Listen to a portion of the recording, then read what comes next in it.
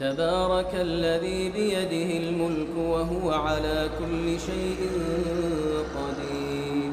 الذي خلق الموت والحياة ليبلوكم أيكم أحسن عملا وهو العزيز الغفور.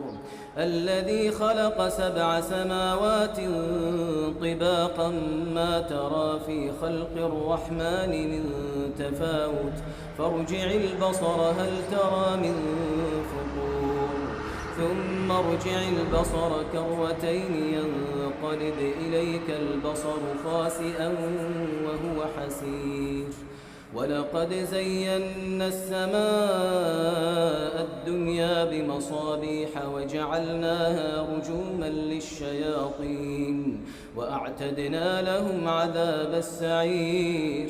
وللذين كفروا بربهم عذاب جهنم